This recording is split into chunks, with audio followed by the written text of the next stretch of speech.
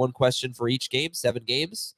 New Orleans and Houston, do you trust any Texans in this game against the Saints defense, which is healthy now?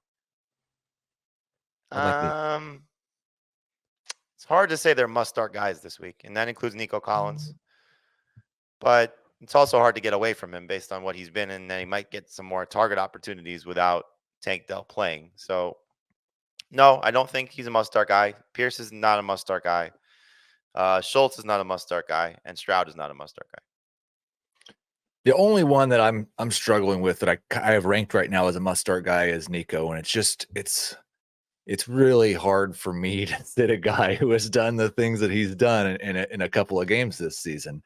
And he has played more in the slot this season than he ever has. Almost 20% of his snaps have come in the slot, so that they can find ways to get him away from Lattimore. It's a terrible matchup. I'm probably still just starting Nico everywhere that I have him, but I probably have him ranked a little bit higher. I think I've got him close to 12 right now. He'll probably be closer to 15 to 18, but still, I can't imagine I'm going to sit him. Colts at Jaguars. Can you trust? It's a silly question based on what we saw last week, right? But can you trust the Colts running back in this game? I'm going to start Zach Moss and then just hope that I'm wrong. It's like I want to see Jonathan Taylor be Jonathan Taylor, but who knows how long that's going to take? It might be the one game and he's back to normal, with 2 weeks worth of practice and he's good to go.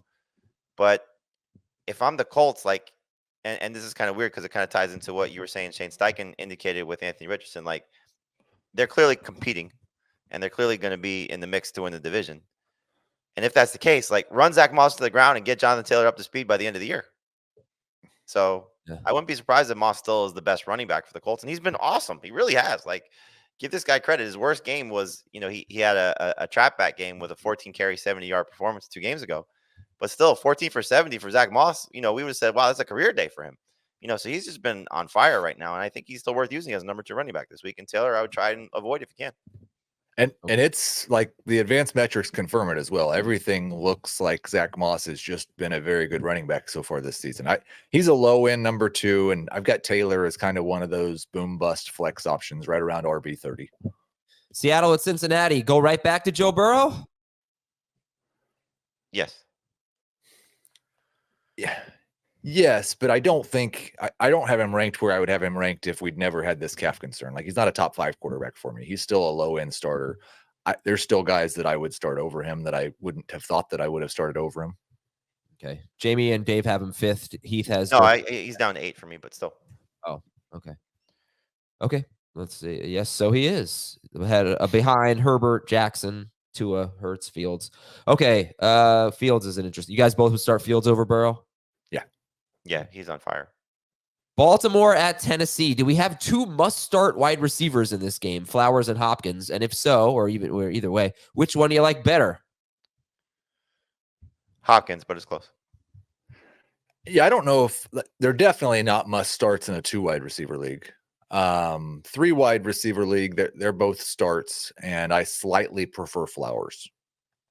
Carolina at Miami. Starter sit Jalen Waddle. Start. I'm going to start him. He's one of, I think, 3 guys, young wide receivers who I really like, who I just had to push up 4, because CeeDee Lamb's there as well. I just had to push up the rankings because the projections weren't very kind. But Lamb, Waddle, Olave, Devontae Smith, I think you're still starting all those guys, even if there's some reasons why it looks like you shouldn't. I would say of the receivers that we've discussed briefly already, I have Waddle over Nico Collins and Waddle over Flowers. Okay. I have 1 league. I'm sitting Waddle. It's a 2 receiver league. I'm sitting him for Puka and for Mostert at flex. Makes sense. But overall, I like, I would start Waddle. San Francisco at Cleveland. Can the Cleveland defense limit the 49ers offense in a way that where maybe McCaffrey is the only layup? I don't know. Or do the 49ers just go nuts here again? Can the Cleveland defense, which has been arguably the best in the NFL, limit the 49ers offense? It's an interesting test because they really haven't been challenged too much from their opponents. You got an injured Joe Burrow in week 1. They got Pittsburgh. We know how that offense has looked. They got Tennessee. I forget the fourth opponent. Baltimore. Who? They lost 28-3 to Baltimore, but Baltimore. So there it is. I feel like the quarterback is part of this, right? It's harder for your defense when your offense stinks, you know? Right. True. But, in terms of like the strength of the Browns is, while they have great players, it's their pass rush. When you have Myles Garrett and Darius Smith. And I don't know if we've seen Brock Purdy pressured to a point yet where he's struggled in the regular season, at least. The Giants try to blitz him on every play, and he beat that fairly easily.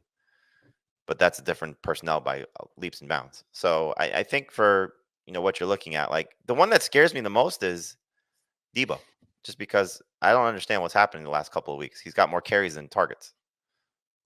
Right. Yeah, I'm worried about Debo. I'm still pretty worried about Kittle. Like if he had 3 catches for 30 yards, it would not surprise me at all. But Purdy is just another one of those guys. I just decided I'm never going to rank below 12th because how can I? Yeah.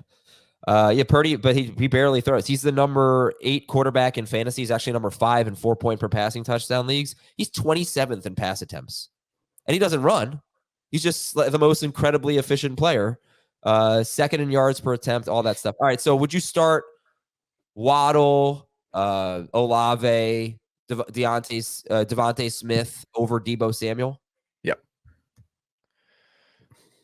Yes. Would you start Nico Collins over Debo Samuel? Would. No. Would you start Brandon Ayuk or like Waddle, Olave? Waddle, Olave, Ayuk. I've got Ayuk over all those guys.